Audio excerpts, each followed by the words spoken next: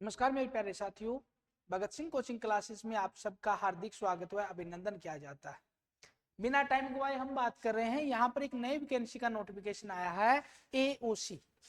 यहाँ पर हम उस नोटिफिकेशन के बारे में चर्चा करेंगे कि कितनी एज लिमिट जो है वो इस नौकरी के लिए दी गई है, कौन कौन सा सिलेबस दिया गया है और कौन कौन सी बालक जो है वो इस फॉर्म को अप्लाई करने के लिए एलिजिबल है।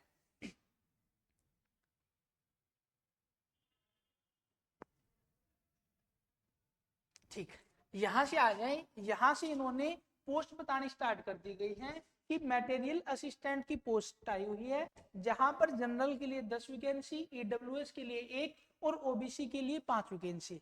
यहाँ पर एससी एसटी के लिए अलग अलग पोस्ट, यानी टोटल 19 पोस्ट की बात कर रखी है। और पे लेवल यहाँ पर अच्छा खासा दे रखा है। पे लेवल 7 की जो नौकरी है 29,200 रुपए से लेकर 92,300 रुपए तक सैलरी रहेगी।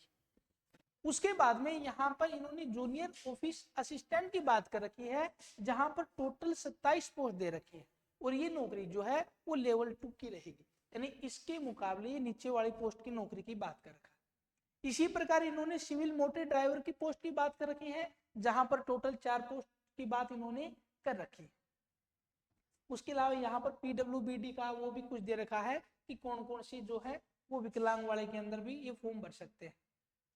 ऑपरेटर ग्रेड 3 का दे रखा है। यहाँ पर टोटल 14 वैकेंसी की बात कर रखी है। ये वाली वैकेंसी अच्छी है। यहाँ पर इन्होंने फायरमैन की टोटल जो है फायरमैन की भर्ती के लिए बारे में कहा है कि टोटल जो है वो 247 पोस्ट जो है वो ली जाएंगी और पे लेवल जो है वो भी ठीक ठाक है। 19,900 रुपए से लेकर 63,200 रुपए तक दे रखा। इनके सिलेबस की चर्चा डिटेल से नीचे दी मिलेगी, उसके बारे में भी हम जरूर चर्चा करेंगे। उसके बाद में यहाँ पर इन्होंने कुछ और वैकेंसी एमटीएस के लिए दे रखी हैं कि टोटल पोस्ट जो है वो 11 है। और उसके अलावा ट्रेडमैन मेट की टोटल वैकेंसी जो दे रखी हैं वो इन्होंने 389, ये भी वैकेंसी की संख्या अच्छी खासी दे रखी है। उसके बाद में यहाँ पर इन्होंने बताया है एससी का मतलब होता है शेड्यूल कास्ट, एसटी का मतलब होता है ट्राइब, ओबीसी वगैरह। यहाँ पर डिसएबिलिटी बता रखी, ब्लाइंडनेस हुआ, लो विजन हुआ, deaf and hard of hearing हुई, इस प्रकार की यहाँ पर बातें कुछ इन्होंने दे रखी हैं कि ये लोग जो हैं वो डिसेबल माने जाएंगे।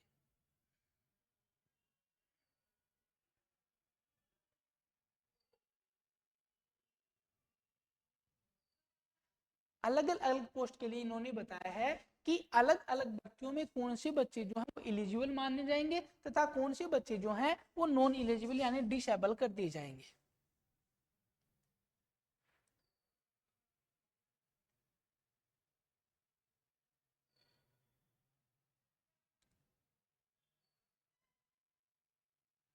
यहाँ पर अलग अलग रीजन के हिसाब से इन्होंने टोटल वैकेंसी दे रखी हैं कि ईस्टर्न रीजन के अंदर असम, अरुणाचल प्रदेश, नागालैंड और मणिपुर, ये वाले जो स्टेट हैं इन वाले स्टेट के लिए नंबर ऑफ वैकेंसी दे रखी है अलग अलग की। यानी फायरमैन की 71 वैकेंसी आएंगी जो हमने पढ़ा था, पेंटर की आएंगी, एमटीएस की आएंगी, ट्रेडमैन मेट की आएंगी। ठीक है, वेस्टर्न की अलग दे रखी है, नॉर्थन की अलग, साउथ वाले की अलग, साउथ वेस्ट की अलग, सेंटर वेस्ट की अलग और सेंट्रल ईस्ट की अलग। यानी यहाँ पर अच्छी खासी इन्होंने नौकरियों की भरमार लगा रखी है एओसी के अंदर। उसके बाद में कौन कौन सी जो है किनके पास कौन सी राष्ट्रीयता होनी चाहिए, तो यहाँ पर दिखा रखा है ए सिटीजन ऑफ इंडिया, वो भारत का नागरिक होना चाहिए, ए सब्जेक्ट ऑफ नेपाल या नेपाल से, या सब्जेक्ट ऑफ भूटान। ये वाले जो बच्चे हैं वो इस फॉर्म को अप्लाई कर सकते हैं। यहां पर दे रखे इन्होंने एज लिमिट, यानी सबसे पहले मटेरियल असिस्टेंट की पोस्ट की इन्होंने बात की थी पे लेवल 7 के अंदर, जहां पर 93,000 तक सैलरी बता रखी थी। 18 से 27 साल वाले जो बच्चे हैं वो इस फॉर्म को अप्लाई कर सकते हैं। उसके अलावा मिनिमम एजुकेशन क्वालिफिकेशन की पढ़ाई के अंदर आपके पास कौन कौन सी योग्यता होनी चाहिए, तो इन्होंने बताया है कम से कम ग्रेजुएट होना चाहिए फॉर एनी रिकॉग्नाइज यूनिवर्सिटी। ठीक है, या फिर डिप्लोमा होना चाहिए उसके पास इंजीनियरिंग वगैरह का। यानी जिन्होंने कॉलेज पास कर रखी है वो वाले बच्चे मटेरियल असिस्टेंट का फॉर्म भर सकते हैं, जिसमें 18 से 27 साल तक वो एज लिमिट है। उसके अलावा यहाँ पर इन्होंने एज के अंदर छूट वगैरह का भी जिक्र कर रखा है, साफ साफ दिख रखा है एज पैरा 5 बिलो। पैरा 5 नीचे मिलेगा, जहां पर मेरे हिसाब से ओबीसी को उम्र में 3 साल की छूट और SC ST को 5 साल की छूट दी मिलेगी। ओबीसी 3 साल की छूट, SC ST वाले को उम्र में 5 साल की छूट मिलेगी इनके अकॉर्डिंग। दूसरी पोस्ट जूनियर ऑफिस असिस्टेंट की बात कर रखी है। इसके अनुसार जो है वो 12वीं पास बच्चा होना चाहिए। उन्होंने किसी भी यूनिवर्सिटी से 12वीं पास करा होना चाहिए। उम्र जो है वो 18 से 25 साल तक होनी चाहिए। उसके अलावा उम्र के अंदर छूट भी दे रखी है। एक बात और याद रखनी है, इस वाली पोस्ट के अंदर टाइपिंग जो स्पीड है वो 35 वर्ड यहाँ पर दे रखी है, 35 वर्ड पर मिनट। 1 मिनट के अंदर कम से कम 35 वर्ड इंग्लिश के अंदर, और हिंदी में आप 30 वर्ड पर मिनट कर सकते हैं। यानी हिंदी और अंग्रेजी में से आपको एक टाइपिंग करनी है। यदि आप इंग्लिश वाली चूज करते हैं तो 35 वर्ड, और हिंदी वाली चूज करते हैं तो 30 मिनट का टाइम मिलेगा। उसके बाद में तीसरी बात कर रखी इन्होंने सिविल मोटर ड्राइवर के बारे में। उम्र यहाँ पर 18 से 27 साल तक इन्होंने उम्र का क्राइटेरिया दे रखा है कि 18 से 27 साल वाले जो बच्चे हैं वो ड्राइवर का फॉर्म भर सकते हैं। एज वगैरह छूटू अलग चीज है। मैट्रिकुलेशन पास, यानी बच्चे ने सिर्फ और सिर्फ 10th पास कर रखा होना चाहिए। सिविलियन ड्राइविंग लाइसेंस होना चाहिए, हैवी व्हीकल का। वो भी आप सोचोगे कि लाइट वाले इस फॉर्म को अप्लाई कर सकते हैं क्या, तो आप इस पोस्ट के लिए, लाइट वाले जो बच्चे हैं इस पोस्ट के लिए आप अप्लाई नहीं कर सकते। केवल और केवल हैवी लाइसेंस होना चाहिए आपके पास। और यदि हैवी लाइसेंस भी है तो आपके पास 2 साल का एक्सपीरियंस होना चाहिए ड्राइविंग का, यानी कम से कम 2 साल पुराना आपके पास हैवी लाइसेंस होना चाहिए। ठीक है। उसके बाद में अगली पोस्ट की बात करके इन्होंने टेली ऑपरेटर ग्रेड सेकंड के बारे में, एज 18 से 25 के बारे में, 10+2 12वीं पास होना चाहिए। ठीक है। और उसके पास PBX बोर्ड पर हैंडलिंग होना चाहिए, ये बात इन्होंने दे रखी है। और यानी स्पोकन इंग्लिश के बारे में बात कर रखी है। अगली पोस्ट के बारे में चर्चा करेंगे। तो अगली पोस्ट के बारे में इन्होंने फायरमैन की बात की है। यहां पर अच्छी खासी वैकेंसी फायरमैन की इन्होंने दी थी। फायरमैन के अंदर जो एज लिमिट दे रखी है वो 18 से 25 साल दे रखी है। उसके अलावा बच्चे के पास मैट्रिकुलेशन पास, 10th पास होना चाहिए, ये वगैरह दे रखी है।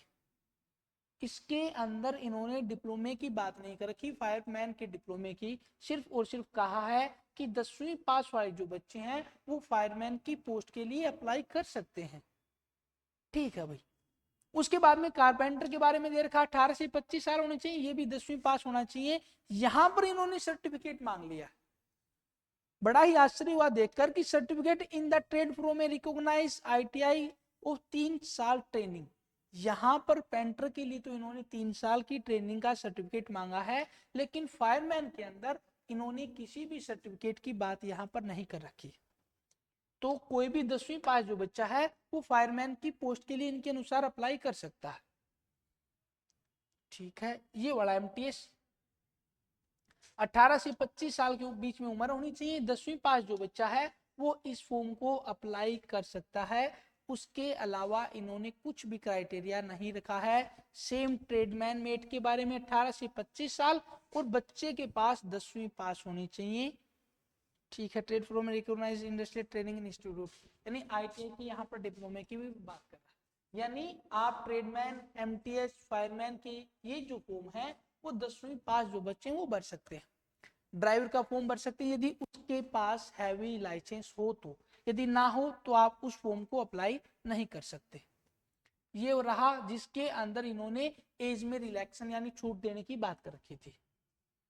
SC ST के बच्चे को 5 साल, OBC के बच्चे को 3 साल, ये हमने बात की थी। PWBD 10 साल। ठीक है। यदि ये अनरिजर्व है तो, OBC के अंदर है तो 13 साल, SC ST के लिए है तो 15 साल। इस प्रकार इन्होंने छूट का क्राइटेरिया दे रखा है। इन्होंने बताया कि एक्स सर्विसमैन का मतलब क्या है, तो इन्होंने बता रखा है यहाँ पर साफ साफ आर्मी, नेवी, एयरफोर्स इस प्रकार जो थे उनको एक्स सर्विसमैन के अंदर ले लिया जाएगा। ये सारा का सारा इन्होंने दे रखा है, जिन्होंने इसके अंदर काम किया हो, असम राइफल के अंदर वगैरह वगैरह दे रखा है।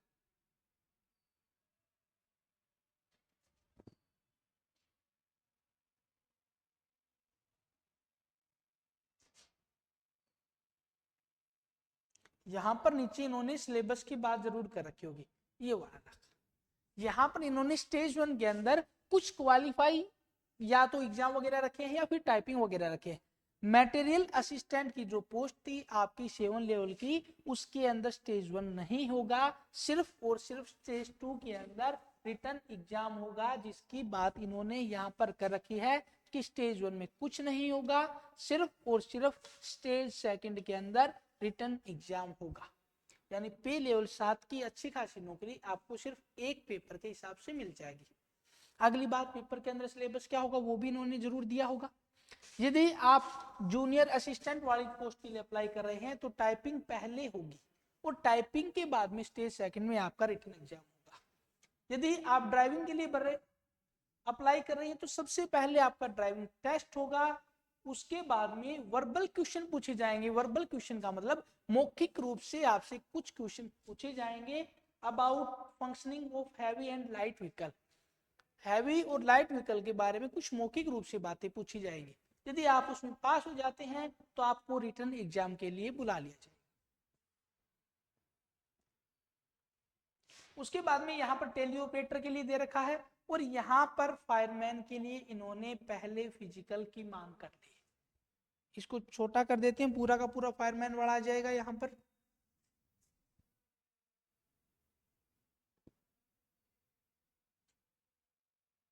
ठीक, इतना दे रखा है फायरमैन के बारे में।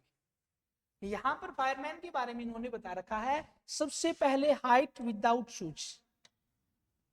आपकी हाइट बिना शूज के कम से कम 165 सेंटीमीटर होनी चाहिए, यानी इन्होंने अच्छी खासी हाइट की डिमांड भी नहीं की। दूसरी बात, आपको 2.5 सेंटीमीटर की छूट भी मिल जाएगी यदि आप ST cat member of ST cat के। ठीक है। तीसरी बात इन्होंने चेस्ट के बारे में कर रखी है, बिना फुलाई हुई चेस्ट 81.5 सेंटीमीटर और फुलाने के साथ वो 85 सेंटीमीटर होनी चाहिए। यानी यहाँ पर 3.5 सेंटीमीटर केवल और केवल फुल आउट की बात कर रहे हैं, ये भी ज्यादा नहीं। उसके बाद में वेट की बात कर रखे हैं, कम से कम बच्चे का जो वेट है वो 50 किलोग्राम होना चाहिए। उसके बाद में रेस की बात करेंगे तो 1.6 किलोमीटर यानी 1600 मीटर की रनिंग करवाई जाएगी और 6 मिनट का आपको टाइम दिया जाएगा। यदि फीमेल की बात करें तो फीमेल को यहां पर तकरीबन 8.5 मिनट और पूरी बात करें तो 8 मिनट 26 सेकंड का जो है वो समय दिया हुआ है। ठीक है।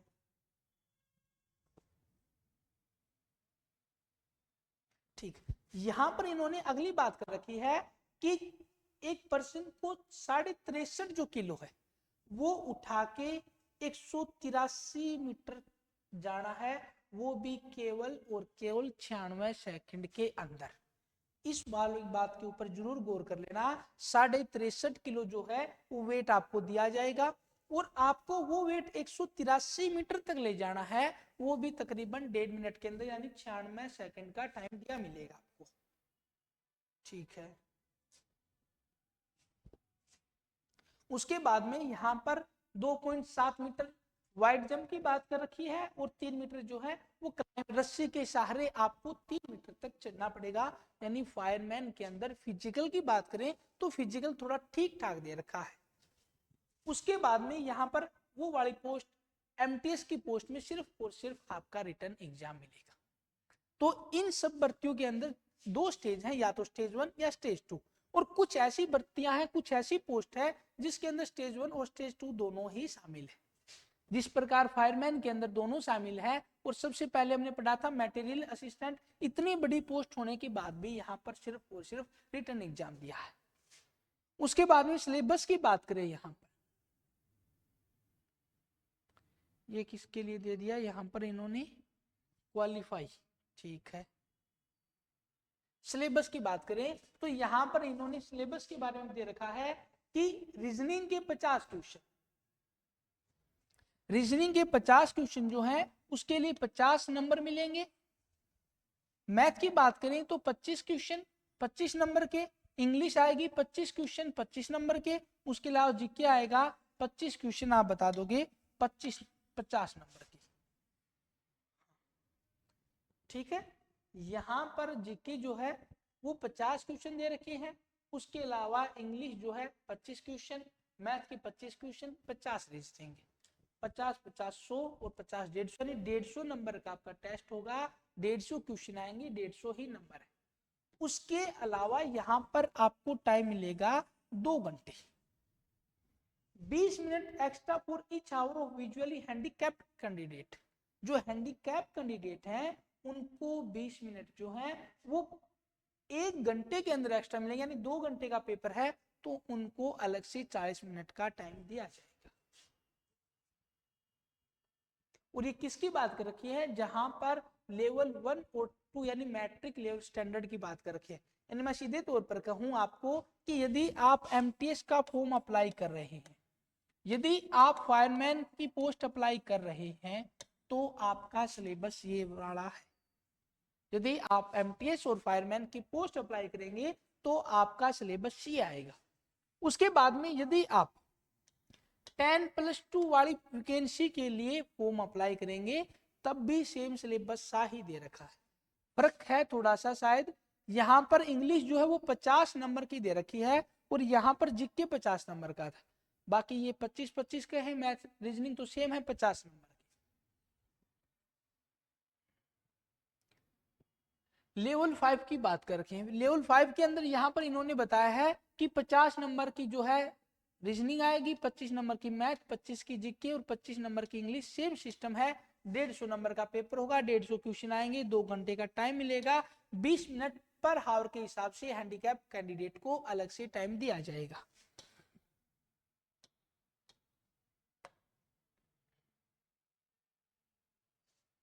यहाँ पर इन्होंने अपने सिलेबस को विस्तार से दे रखा है कि जनरल इंटेलिजेंस और रीजनिंग के अंदर कौन से क्वेश्चन पूछे जाएंगे, इंग्लिश के अंदर क्या क्या आपसे पूछा जाएगा, उसके बाद में जनरल एप्टीट्यूड से क्या पूछे जाएंगे, जनरल अवेयरनेस से क्या पूछे जाएंगे, और यहाँ पर इन्होंने पोस्टिंग की बात भी कर रखी है।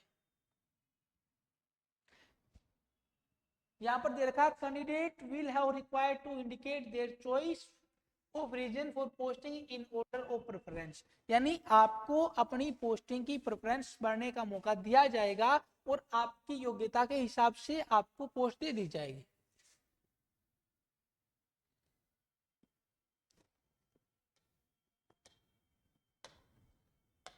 उसके अलावा यहाँ पर 1-2 बातें और दे रखी है, हेल्थ वगैरह होनी चाहिए, ठीक है, आपके वेट का कोई वो नहीं होना चाहिए, वीकनेस नहीं होनी चाहिए, कोविड-19 प्रोटोकॉल होनी चाहिए, इतना सब कुछ इन्होंने दे रखा है। यदि आप कोई मिसकंडक्ट करते हैं, गलत व्यवहार करते हैं तो आपके खिलाफ जो है, बच्चे के खिलाफ जो है वो एक्शन लेने की यहाँ पर इन्होंने बात कर रखी है।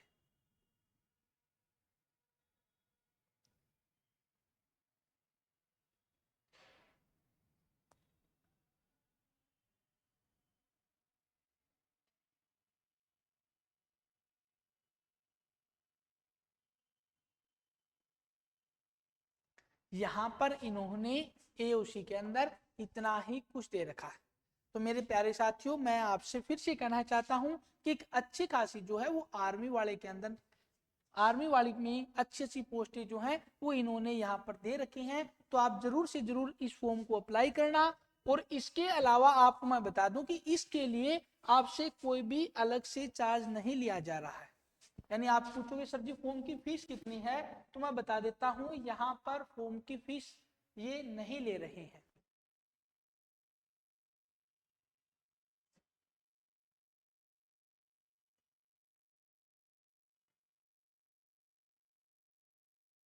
आर्मी ऑर्डिनेंस कोर्प्स एओसी जिसकी हमने बात की थी, यहाँ पर ये दे रखा है, ये फॉर्म जो है वो 22 दिसंबर को बंद हो जाएंगे। शायद आपको दिखाई नहीं दे रहा होगा, वेबसाइट के अंदर जूम हो नहीं सकता, तो मैं आपको बता देता हूं यहाँ पर कि 22 तारीख को ये फॉर्म जो है वो 22 दिसंबर